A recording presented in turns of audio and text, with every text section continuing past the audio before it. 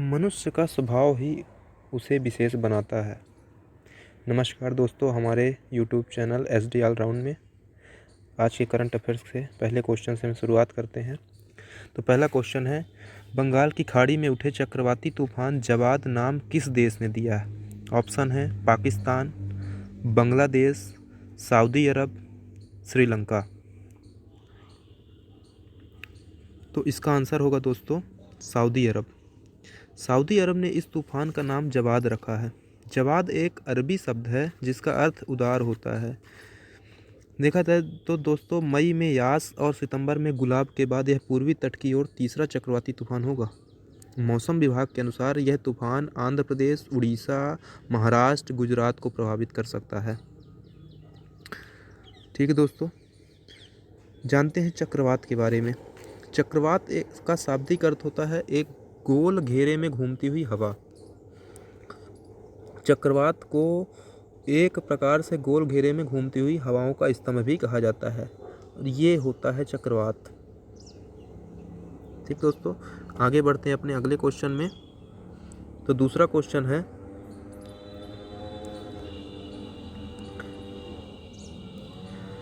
Question है विश्व विकलांग दिवस कब मनाया गया है? 30 नवंबर, 2 दिसंबर, 4 दिसंबर कि 3 दिसंबर? तो विश्व विकलांग दिवस मनाया जाता है दोस्तों 3 दिसंबर को। विकलांग व्यक्तियों को बराबरी के मौके देने और उनके अधिकारों को साकार रूप प्रदान करने के लिए हर वर्ष 3 दिसंबर को विश्व विकलांग दिवस मनाया जाता है। 2021 की थीम क्या थी? 2021 की थीम विकलांग व्यक्तियों का नेतृत्व और भागीदारी है। ठीक, तो अगले क्वेश्चन में बढ़ते हैं। तीसरा क्वेश्चन है, इकोनॉमिक इंटेलिजेंस यूनिट द्वारा जारी report world wide cost of living index 2021 में दुनिया का सबसे महंगा शहर कौन होगा? तेल अवीव, पेरिस, मैक्सिको, सिंगापुर। इसका ऑप्शन है, आंसर है दोस्तों तेल अवीव। तेल अवीव सबसे महंगा शहर होगा दोस्तों। इकोनॉमिक इंटेलिजेंस यूनिट ने रहने के हिसाब से दुनिया भर के शहरों की रैंकिंग की है, जिसमें इजराइल के तेल अवीव की सबसे महंगा शहर बताया गया है। दुनिया के बाकी शहरों की तुलना में यहाँ बहुत महंगा शहर है। अगर हम बात करें टॉप 3 शहर जो सबसे महंगे हैं, तो पहले नंबर पर तेल अवीव है, दूसरे नंबर पर पेरिस और सिंगापुर और तीसरे पर ज्यूरिख और हांगकांग आता है। इकोनॉमिक इंटेलिजेंस यूनिट का मुख्यालय कहाँ है? लंदन में है। ठीक, चलिए टॉप 3 सूचकांकों के बारे में देखते हैं। तो वैश्विक नवाचार सूचकांक में पहले स्थान पर कौन रहा है 2021 में? स्विट्जरलैंड। अगर भारत का स्थान देखें तो भारत 46वें नंबर पर था। ग्लोबल क्रिप्टो एडॉप्शन इंडेक्स 2021 में पहले नंबर पर कौन था? वियतनाम। और भारत का स्थान क्या था? 2। कौन सी कंपनी हुरून ग्लोबल 500 की सबसे मूल्यवान कंपनी में शीर्ष पर है? तो इसका आंसर है एप्पल। भारतीय कंपनी का अगर रिलायंस इंडस्ट्रीज की बात करें तो 57वें स्थान पर है। अगला क्वेश्चन में बढ़ते हैं। चौथा क्वेश्चन है दोस्तों, किस राज्य की पुलिस को उप राष्ट्रपति के द्वारा प्रेसिडेंट कलर अवार्ड 2021 से सम्मानित किया गया है? तो राजस्थान, हिमाचल प्रदेश, पंजाब कि झारखंड? तो इसका आंसर होगा हिमाचल प्रदेश के पुलिस को राष्ट्रपति के द्वारा प्रेसिडेंट कलर अवार्ड दिया गया है।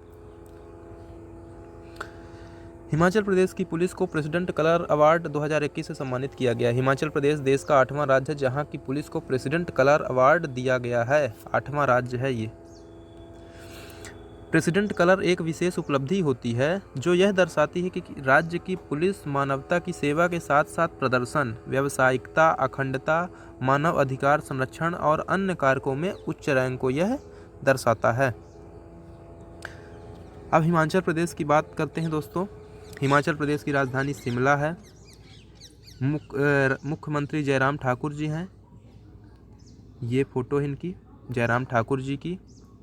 राज्यपाल राजेंद्रन विश्वनाथ अर्लेकर, ये हैं राजेंद्र विश्वनाथ अर्लेकर जी। मुख्य न्यायाधीश मोहम्मद रफ़ीक। और विधानसभा सीट की अगर बात करें यहाँ की तो 68 है। लोकसभा सीट 4 हैं, राज्यसभा सीट 3 हैं। अब बढ़ते हैं हम अपने अगले क्वेश्चन में। पाँचवा क्वेश्चन है कि 40वें भारतीय अंतर्राष्ट्रीय व्यापार मेले में किस राज्य के पवेलियन ने स्वर्ण पदक जीता है?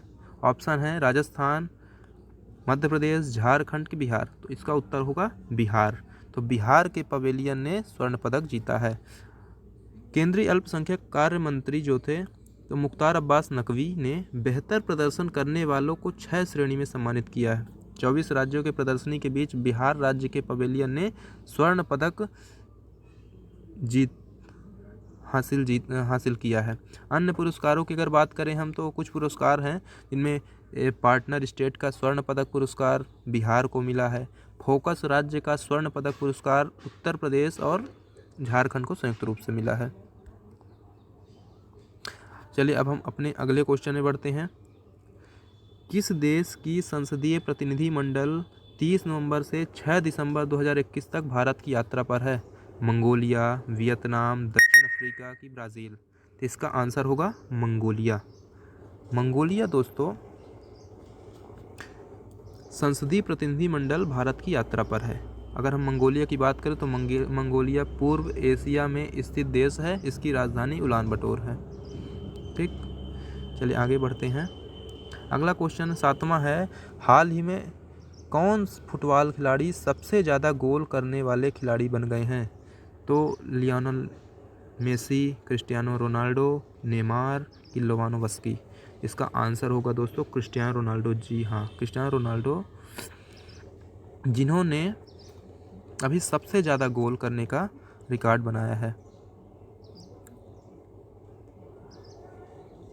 फुटबॉल खिलाड़ी रोनाल्डो 800 गोल करने के बाद दुनिया के सबसे ज़्यादा गोल करने वाले फुटबॉल खिलाड़ी बन गए हैं। गुरुवार को मैनचेस्टर यूनाइटेड के लिए अर्सेनल के खिलाफ 2 गोल करने के बाद उन्होंने ये उपलब्धि हासिल की और अब उनके 801 गोल हो गए हैं। हालांकि ब्राज़ील के पेले और रोमारियो के लिए दावा किया जाता है कि उन्होंने 1000 से ज़्यादा गोल किए थे। ठीक है, लेकिन अब पता नहीं। अब वर्तमान में अगर बात की जाए तो 800 गोल करने वाले पहले फुटबॉलर बन गए हैं रोनाल्डो। आगे बढ़ते हैं दोस्तों, लेकिन आगे बढ़ने से पहले आप हमारे चैनल को लाइक कीजिए, सब्सक्राइब कीजिए और शेयर ज़रूर कीजिए दोस्तों। 8वां क्वेश्चन है, अभी हाल ही में दिल्ली सरकार ने चाइल्ड पोर्नोग्राफी के खिलाफ कौन सा अभियान शुरू किया? ऑपरेशन बचाओ, ऑपरेशन मासूम या ऑपरेशन बच्चों की सुरक्षा? इनमें से कोई नहीं। तो ऑप्शन में से बी ऑप्शन जो है दोस्तों सही, ऑपरेशन मासूम। दिल्ली सरकार ने अभी चाइल्ड पोर्नोग्राफी के खिलाफ ऑपरेशन मासूम शुरू किया है और इस अभियान के तहत अब तक कुल 162 मामले दर्ज हुए जिनमें 97 को गिरफ्तार किया गया है। ठीक दोस्तों, हम दिल्ली के बारे में बात करते हैं। दोस्तों दिल्ली यह एक केंद्र शासित प्रदेश है।